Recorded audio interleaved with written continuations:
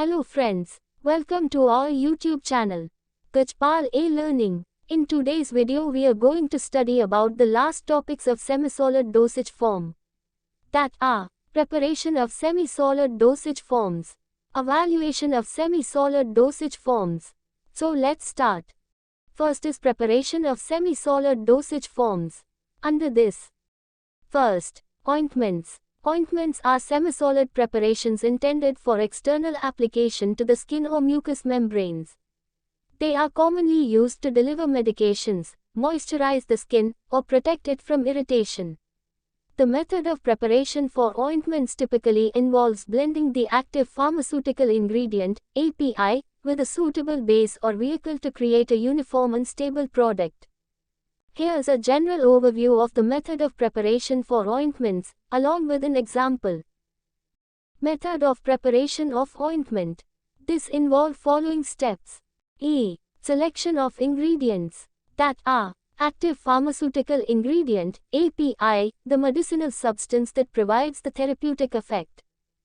And, base or vehicle, the inert material that forms the bulk of the ointment and helps deliver the API to the skin. B. Weighing and mixing. That is, weigh the required amount of the API and the base according to the formulation. And, mix the API and the base thoroughly using a mortar and pestle or a suitable mixing equipment to ensure uniform distribution. C. Heating, if necessary. If the base is not already in a suitable state for mixing, it may need to be melted or heated gently. This step is particularly relevant for ointment bases that are solid at room temperature. D. Incorporating other ingredients. Additional ingredients such as stabilizers, preservatives, fragrances, and colorants can be added at this stage.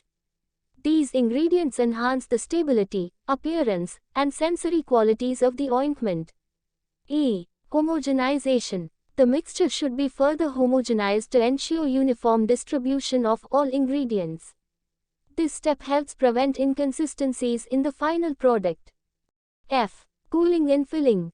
This allows the mixture to cool, if heating was involved, to ensure that the ointment solidifies properly, and then fill the ointment into suitable containers, such as tubes or jars, while it's still in a semi-liquid state.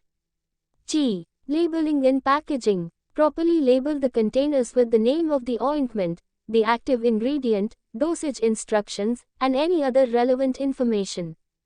And package the containers in a way that ensures the ointment stability and prevents contamination. Example: preparation of hydrocortisone ointment. Ingredients: hydrocortisone, API, white petrolatum, base, liquid paraffin, base, preservative, e.g., methylparaben.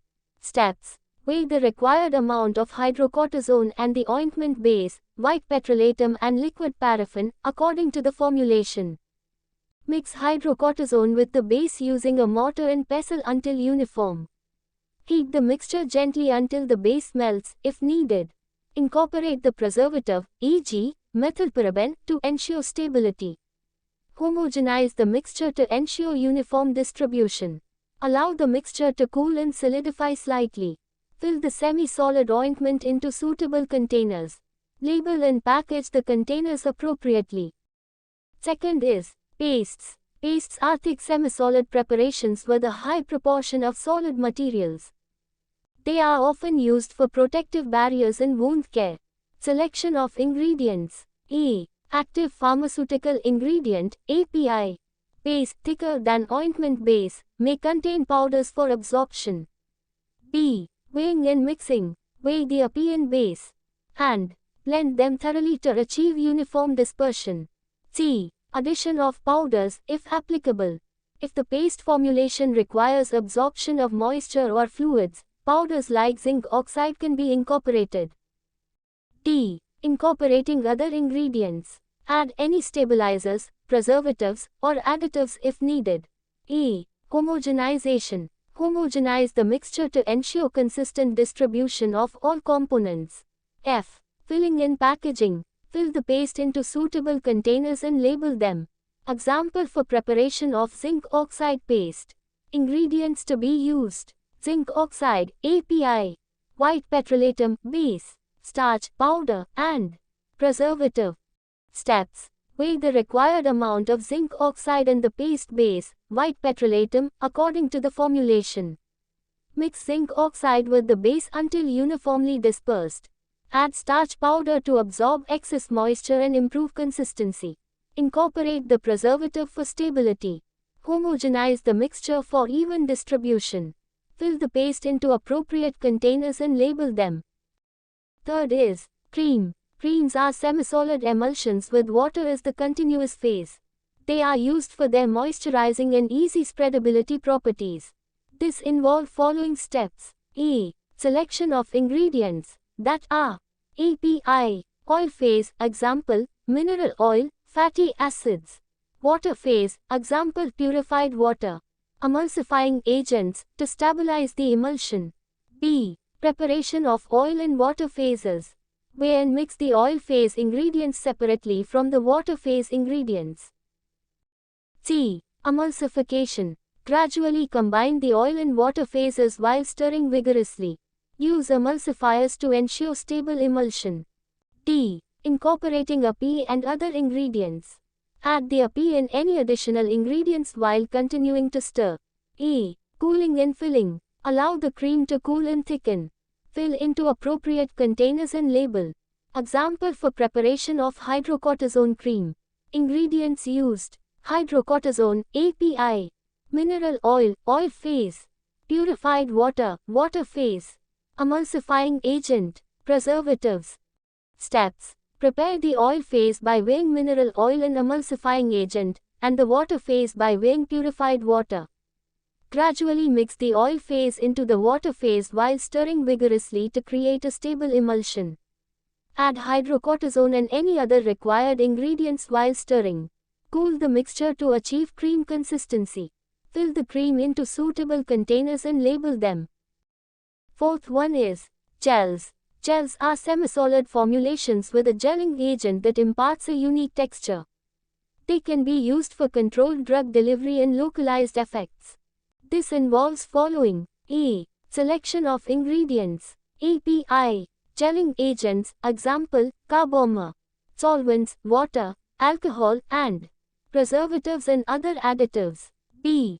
Gel formation. Disperse the gelling agent in water or solvent and allow it to hydrate and swell. C. API incorporation. Mix the API into the gelling agent solution while stirring. D. Adjusting consistency. Adjust the pH, viscosity, and consistency as needed. A. Incorporating other ingredients. Add preservatives and other additives if required. F. Filling and packaging. Fill the gel into appropriate containers and label them. Example for preparation of aloe vera gel. Ingredients requirement: aloe vera extract, API. Carbomer, gelling agent. Water, triethanolamine, pH adjuster, and preservative. Steps. Disperse carbomer in water and allow it to swell. Add aloe vera extract to the gelling agent solution and mix. Adjust the pH using triethanolamine. Incorporate the preservative. Fill the gel into suitable containers and label them. Next and the last topic of this subject is evaluation of semi-solid dosage forms.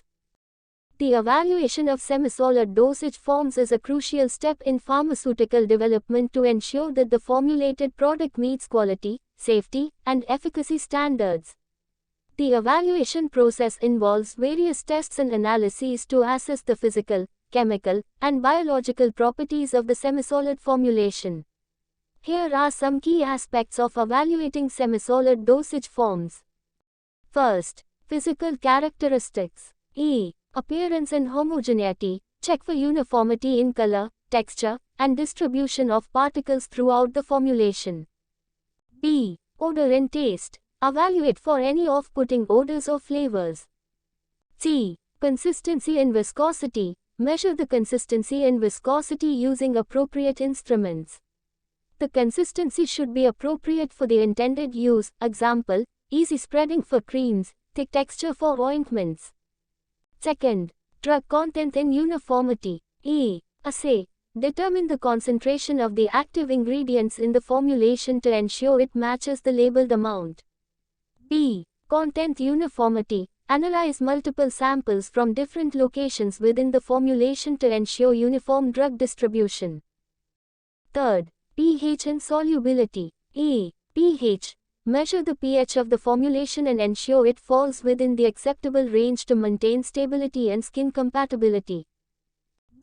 Solubility. Assess the solubility of the formulation's components in appropriate solvents to ensure consistency and stability.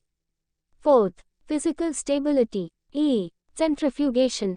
Subject the formulation to centrifugation to assess its stability and the potential for phase separation. Thermal stability. Conduct stability studies at different temperatures to ensure the formulation remains stable under various conditions. Fifth, microbial quality. Microbial limits. Test for the presence of microbial contaminants using appropriate methods. Preservative efficacy. Evaluate the ability of preservatives to prevent microbial growth over time. Sixth, skin irritation and sensitization.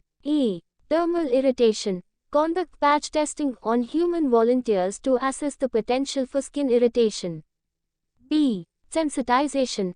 Perform sensitization studies to determine if the formulation triggers allergic reactions. Seventh, in vitro drug release. Dissolution studies. Evaluate the release of the active ingredient from the formulation using in vitro dissolution testing. Eighth, rheological properties. Viscosity measurement. Determine the viscosity of the formulation using appropriate methods to ensure it meets the desired consistency. Ninth, in vitro permeation studies. Skin permeation. Conduct studies using skin models or skin samples to assess the permeation of the drug through the skin barrier. 10th, packaging compatibility. Container compatibility. Evaluate the interaction between the formulation and the container to ensure it does not lead to degradation or contamination.